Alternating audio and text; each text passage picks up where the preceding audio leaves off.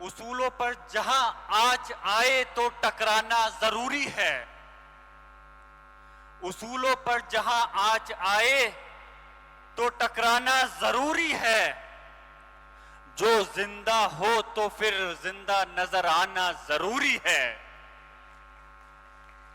आज जो आप और हम लोग मिलकर करके इस वक्फ कानून के खिलाफ एक पूरे मुल्क के अंदर तहरीक चला रहे हैं और अल्हम्दुलिल्लाह all India Muslim personal law board पूरी मजबूती के साथ इस तहरीक में पेशो पेश है। बड़ी मोहब्बत के साथ हम उन्हें दावत देते हैं, तशरीफ लाइए।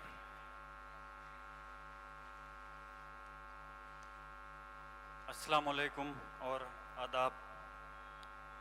आज इस जलसे की सदारत कर रहे all India Muslim personal law board के सचिव मौलाना हज साहब और यहाँ मौजूद आपके सामने भी मेरे बाद में अपने अल्फाज रखेंगे हमारे बड़े भाई पार्लियामेंट में हमारे साथी जनाब मोहतरम इमरान प्रतापगढ़ी साहब, हमारे बड़े भाई और मेरी बराबर सीट से सांसद मोहतरम मौलाना मोहिबुल्लाह साहब और यहाँ मौजूद सभी, अभी सज्जादा नशी साहब हमारे अजमेर शरीफ की दरगाह के अपने बयान रख रहे थे। सुबोध खान साहब भी तशरीफ़ रखते हैं। बाकी सभी से मैं माजरत चाहते हुए हमारे सूबे के मंत्री जी और सभी मेरे बुज़ुर्गों नौजवान साथियों, आज मैं आपके दरमियान में हाजिर हुआ हूँ। इससे पहले जमशेदपुर में भी प्रोग्राम था लेकिन कुछ मसरूफियात की वजह से हाजिर नहीं हो पाया। मैं अपनी बात शुरू करने से पहले आप लोगों के हौसले को यकीनन सलाम करता हूं कि मुझे खुशी है कि बारिश का मौसम हुआ लेकिन उसके बावजूद भी जिस तादाद के अंदर आप लोग यहाँ पर हैं तो ऐसा महसूस होता है कि अभी हमारी कौम जिंदा है। और उसी के लिए उसी पर एक छोटा सा शेर पढ़ते हुए अपनी बात शुरू करता हूं कि उसूलों पर जहां आँच आए तो टकराना जरूरी है। उसूलों पर जहां आँच आए तो टकराना जरूरी है। जो जिंदा हो तो फिर जिंदा नजर आना जरूरी है। आज जो आप और हम लोग मिलकर करके इस वक्फ कानून के खिलाफ एक पूरे मुल्क के अंदर तहरीक चला रहे हैं और अल्हम्दुलिल्लाह all India Muslim personal law board पूरी मजबूती के साथ इस तहरीक में पेशो पेश है। जहां तक कोशिश हो सकती थी, जब सरकार इस बिल को संसद इस देश की सबसे बड़ी पंचायत के अंदर लेकर के आई, हमारी जितनी ताकत थी, जितनी हैसियत थी, जितना हमारा विपक्ष का नंबर था, पूरी हम लोगों ने ईमानदारी के साथ जद्दोजहद की, चाहे वो लोकसभा हो या राज्यसभा हो, कि किसी भी तरह से ये बिल पास नहीं हो पाए। और मैं, हमारी पार्टी समाजवादी पार्टी और पूरा विपक्ष पार्टी मजबूती के साथ में खड़ा रहा। मैं सभी का तहे दिल से शुक्रगुजार हूं। लेकिन यकीनन वहां सिर्फ आवाज मजबूती किसकी वजह से बिल को रोका नहीं जा सकता, वहां नंबर की जरूरत पड़ती है। हमारे पास नंबर इतना नहीं था कि उस बिल को रोक सकते। जो ये वक्फ कानून, काला कानून हमारे ऊपर मसल्लत किया गया है, जो हमारे मजहबी आजादी, हमारे संवैधानिक अधिकारों को छीनने की कोशिश हुई है। हमारी कोशिश है, और सिर्फ मेरी और हम सिर्फ सांसदों की नहीं, पूरी इस मुल्क की आवाम की ये जद्दोजहद है कि किसी तरह से भी ये कानून वापस होना चाहिए। जहां कोशिश हो सकती थी संसद के अंदर प्रयास किया, लेकिन जब ये कानून की शक्ल ले लिया माननीय राष्ट्रपति के सिग्नेचर होने के बाद, तो फिर हम लोगों ने रुख किया माननीय सर्वोच्च न्यायालय की तरफ, जहां बहुत सारी याचिकाएं दाखिल हुई। अल्लाह के करम से मुझ नाचीज ने भी माननीय सर्वोच्च न्यायालय में एक याचिका दाखिल की, और अफसोस तो इस बात का है कि माननीय सर्वोच्च न्यायालय के स्टे होने के बावजूद, कि जब स्टे हुआ था उसके बावजूद भी माननीय सर्वोच्च न्यायालय के कानून के खिलाफ जो धज्जियां उड़ाने का काम जो राज्य की सरकारें कर रही हैं, वो बहुत हमारे लिए अफसोस की बात है। और वो चैलेंज सिर्फ माननीय सर्वोच्च न्यायालय के लिए नहीं, वो चैलेंज पूरे इस देश की आवाम के लिए है, इस देश के संविधान के लिए है। आज मैं भी बहुत परेशानियों के अंदर घिरा हुआ हूं, और वो परेशानियां सिर्फ और सिर्फ इस वजह से हैं कि मैं अपनी कौम की आवाज को उठा रहा हूं और सच के रास्ते पे चलते हुए हक की आवाज को बुलंद कर रहा हूं। लेकिन मुझे ये यकीन है कि अगर मैं सच हूं, मैं सही हूं, तो इस देश की अदालत पे मुझे यकीन है, मुझे इंशाअल्लाह ताला हमें इंसाफ मिलेगा। और इस देश की अदालत के साथ साथ पूरी दुनिया की जो पूरी कायनात की सबसे बड़ी अदालत है रब्बुल कायनात की, उस अदालत से हमें इंसाफ देने से कोई नहीं रोक सकता।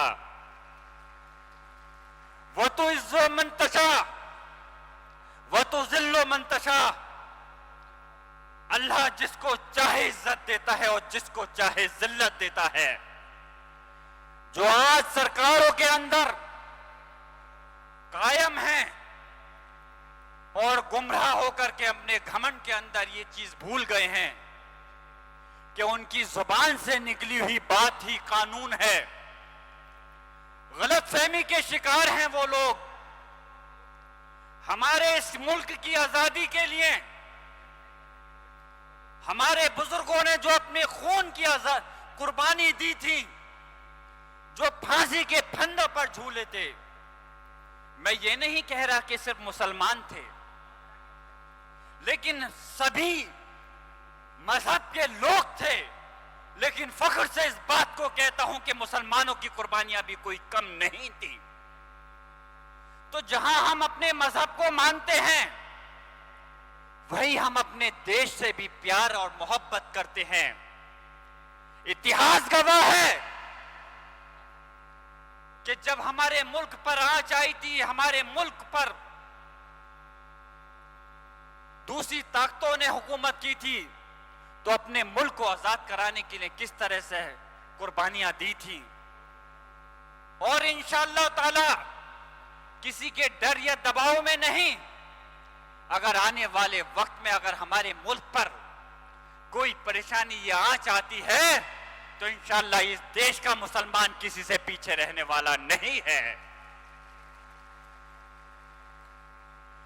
हम अपने देश की भी फिक्र करते हैं, और जो आज हमारे मजहबी आजादी और हमारे संवैधानिक अधिकारों को छीनने की कोशिश हो रही है, उसके लिए भी हम खामोश नहीं बैठ सकते। क्यों इस देश के अंदर धर्म के नाम पे लड़ाने की कोशिश की जा रही है? क्यों इस देश को धर्म के नाम पर बांटने का प्रयास किया जा रहा है? क्या ऐसा कोई मुल्क तरक्की कर सकता है? आप बात करते हो विकसित देश होने की, जहां आप देश को बांटोगे अगर एक देश की इतनी बड़ी आबादी को नजरअंदाज कर दोगे तो कैसे देश तरक्की करेगा? ये नाइंसाफी है सिर्फ मुसलमानों के साथ नहीं, बल्कि इस देश के, इस मुल्क के 140 करोड़ आबादी के साथ नाइंसाफी है। अगर सच्चे इंसाफ और विकास की आप बात करना चाहते हो, असली मुद्दों पे क्यों बात नहीं करते? और याद रखना, हम उस कौम से ताल्लुक रखते हैं कि हम अपने हक और इंसाफ की लड़ाई को लड़ने के लिए हम कानून को तो नहीं तोड़ेंगे, लेकिन कानून के सहारे लेते हुए इंशाअल्लाह ताला अपने हक को जरूर लेकर के रहेंगे। आप लोग जो यहां से एक पैगाम दे रहे हो, एक मैसेज दे रहे हो, इंशाअल्लाह पूरे मुल्क के अंदर ये मैसेज जाएगा और इस मुल्क के गोशे गोशे के अंदर हम इस तहरीक को लेकर के हम चाहेंगे इस अवाम के अंदर बेदारी होनी चाहिए।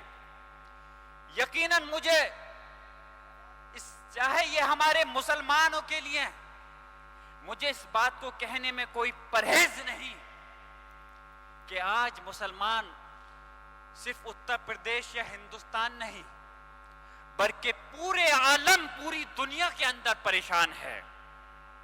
लेकिन एक बात खुशी इस चीज की भी होती है, जैसे इस स्टेज पर हमारे अभी सिख समाज के हमारे बुजुर्ग भी हमारे अभी तकरीर कर रहे थे, सुबोध खान साहब ने भी अपनी बात को रखा, तो ऐसा नहीं कि इस तहरीक को सिर्फ मुसलमान लड़ रहे हैं, जो इस देश के सेकुलर भाई हैं, जो इस देश की ईमानदारी से तरक्की चाहते हैं, वो भी आज हमारे साथ कंधे से कंधा मिला करके खड़े हैं। हम शुक्रगुजार हैं उनके भी। लोकसभा के अंदर अगर 231 वोट मिले तो वो सिर्फ मुसलमानों के नहीं थे, उसके अंदर हमारे हिंदू समाज के जो सेकुलर लोग हैं उनके भी वोट थे। लेकिन ये याद रखना, जो कौमें सोती रहती हैं, मेरे दादा मोहतरम शफीकुर रहमान बख्श साहब जो हिंदुस्तान की राजनीति के अंदर मशहूर रहे अपनी बात को, अपनी कौम की आवाज को बेबाकी से रखने के लिए हैं। मेरे दादा मोहतरम बख्श साहब ने बताया था, पार्लियामेंट के अंदर एक आयत लिखी हुई है कि अल्लाह उस कौम की जब तक मदद नहीं करता जब तक कि उस कौम को खुद अपनी मदद करने का शुरुआत या अपना नहीं हो। अगर आप सोते रहेंगे तो कोई हमारी मदद करने के लिए नहीं आने का है। हमारे लिए दूसरे लोग भी तभी खड़े होंगे जब हमारे अंदर बेदारी होगी, जब हमारे अंदर जागरूकता होगी।